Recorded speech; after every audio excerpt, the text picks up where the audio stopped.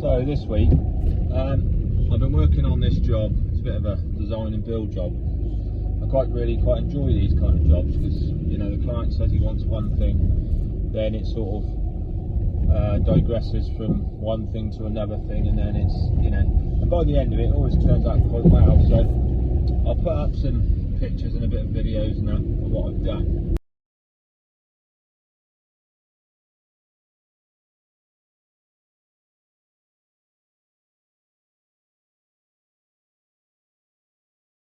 Main reason I'm putting this video together is, I mean, I know everybody gets their haters on socials. I didn't quite expect sort of level of it when I first started it. I mean, people told me about it, but I didn't think I'd ever get it, you know.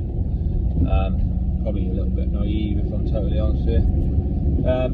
And then obviously I started on Instagram, Facebook, all the rest of it, and TikTok.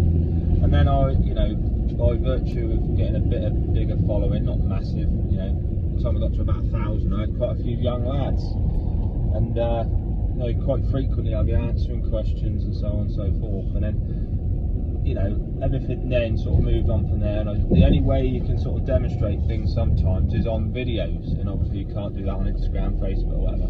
So I started a YouTube channel. So what I set out to do, I mean, obviously it's a good thing for your business to have socials and that people see your work. It's great. But one of the things that I strongly, you know, am for is trying to educate the young'uns and that, because there's a lot of, you know, I ain't gonna pull my punches, there's a lot of shit online. I mean, some of the bricklayers that think they're wonderful, they're fucking dog shit. You know, they're absolutely awful. There's more muck all over the floor everywhere. You know, it's just. And I think to myself, some of these people have got like hundreds of thousands of followers, and it's honestly, some of it's disgusting. And young lads are following this, and they think that, you know, going 10,000 miles an hour and laying bricks as fast as you can is the way forward. Now, you know, there is a time and a place for quick brickwork, and there's places, you know, certain sites like box builds, houses and things, you can go at it. Garages, you can go at like mad, and you can earn a good living, and it's not a struggle to lay 1,000 to 1,200, even 1,500 bricks a day at all, and still have good quality. But some of the stuff I've seen on there, and the words that these bricklayers use, you know, like superb brickwork, flawless. What was the other one I saw the other day that I thought phenomenal? And it isn't. And I think knowledge of brickwork and different things has got a lot more value than laying 1,000 bricks a day and it looks like it's been half-rendered. There's more value in knowledge. And at some point in your life, you're going to get to a point where, you know, maybe your mid-50s to 60s, where it gets a little bit harder for you. Knowledge is when you're going to earn your money. You'll still be able to earn good money in your 50s if you've got more knowledge. When your speed's dropped off and you've got knowledge of things, you're worth more. So there's a bit of like a catch-22. You can earn your money now and just go for it, not really give a shit, or you can actually try and learn. And now, this is what I was coming to. I've gone around the villages a bit. Is I put videos up on Instagram and Facebook, and I've got mindless people telling me that my joints are too tight and I can't follow spec. You know, there's even a daft comment the other day that 10mm joints have been a thing for hundreds of years. People didn't even use millimeters until probably 60s, 70s, when decimalisation come in and metric bricks come in. So what a stupid fucking comment.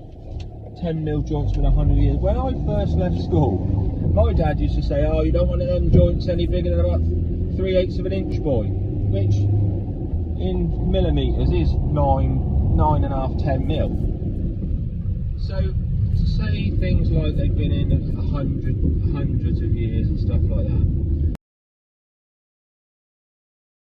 The video I put up on Flemish bond. Now, I notice Flemish bond is done wrong pretty much all the time. There's very few that actually, in all honesty, know Flemish bond and know what is right and wrong. Now, there's right and wrong, and there's bending it to your will a little bit. You know, if you're building a garden wall and it works all the way to the end and it ain't the same as the other end of the wall, I think there are certain times where you could say, do you know what, it's a garden wall, you know, it works bricks, but it's reversed to the other end. But the actual going back properly, you would have matching ends.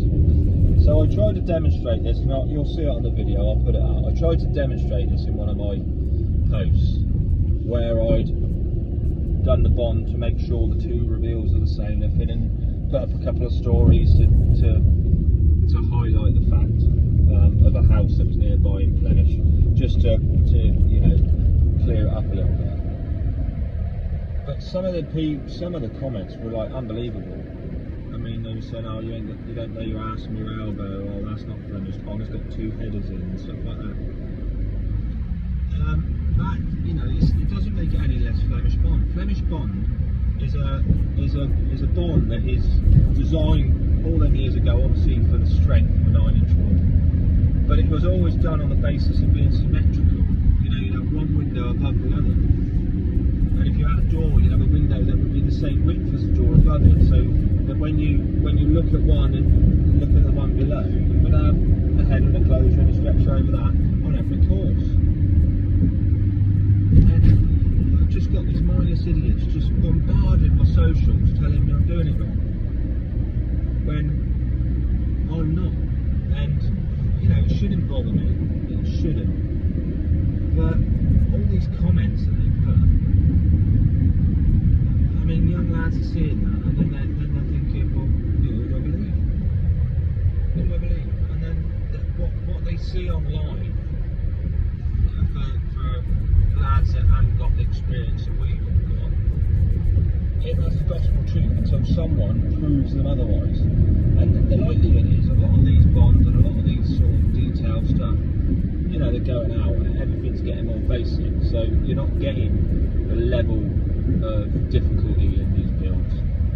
So then, something they see online 3 months ago, some donut that don't know what he's doing, telling them something, that's the truth to them until they find out otherwise in 20 years' time when they've made a mistake. Or, do you know what I mean? And I'm so, I mean, and it's highlighted to me more so now with teaching Ollie, because I can see that if Ollie didn't have a guidance, or lads like Ollie didn't have a guidance, and they just went to college and done their sort of 3-year MVQ in college basis, they would learn the ins and outs of trowel work and stuff, but they would be led by what they see on these social networks, Instagram, Facebook, YouTube, and there's so much shit that you just can't wade through it to get to the actual the good factual stuff. I follow quite a few people on the socials, and YouTube, there's a few real knowledgeable fellas. I mean, there's Andy from Bricklayer's World. I mean, the guy is a fountain of knowledge. There's no two ways about it. I could watch his YouTube videos all day long. You know, there's people like Luke Lovegrave, Highgrave Masonry on Instagram. The guy, the sort of level of work that he does, produces, is quality. I mean, you've got Rob Songer. Obviously, he does really specialist sort of stuff, but it's neat, it's clean, it's tidy. None of this, you know, shit everywhere.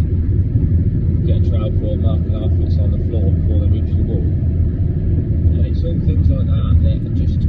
It's just carelessness, and it's so annoying to watch. And then you get donuts, and they're probably them donuts that do that, telling me that I'm doing it wrong.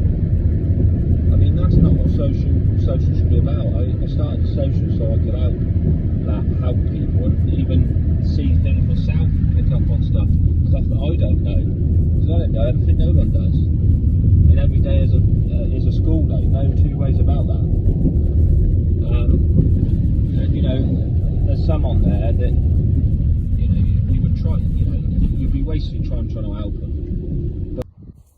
So this conservatory I've been doing today, this wall is about 80mm out of upright from top to bottom, you can see that. Now obviously I've taken a centre line for this door in here and I've worked it back, and what I've done is I've made sure that I've got a header closure and a header closure over there, if you can see, on the same course. And then the easiest thing to do up that part, if you see, I've got two stretchers. I could have put two stretchers, a header, a stretcher, a header, and obviously I would have had a diminishing cut up here, and that would have been the easiest thing to do. But what you wouldn't have had is you wouldn't have had the header closure up the window, and you wouldn't to match the door reveal. So just for the sake of symmetry, it's a bit of a catch-22, but I think that is the best look. You know, if you look around, you can see it's all various different sort of ideas of broken bond and so on and so forth. But then if you look at this side, you can see that the first course at the bottom of the window reveal is the same as the first course on the other side. So they match symmetrically. Hence why with the Flemish, that's what you try to do, you try to create symmetry. And you'll see here that obviously I've got broken bond in there to get the header closure. And I've got broken bond in there to get the header closure. So I did a reel yesterday, and some people have misunderstood the point I was trying to make. Now with Flemish bond, I've drawn like a kind of house here for argument's sake, and years ago what you would have had is these windows would have all lined up like that, and even if you had a door, the window above would have been the same width like that. Yeah,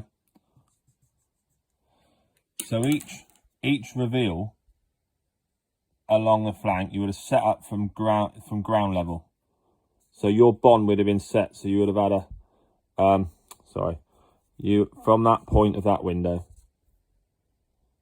you would have had a header there, say, and on that side you'd have had a header.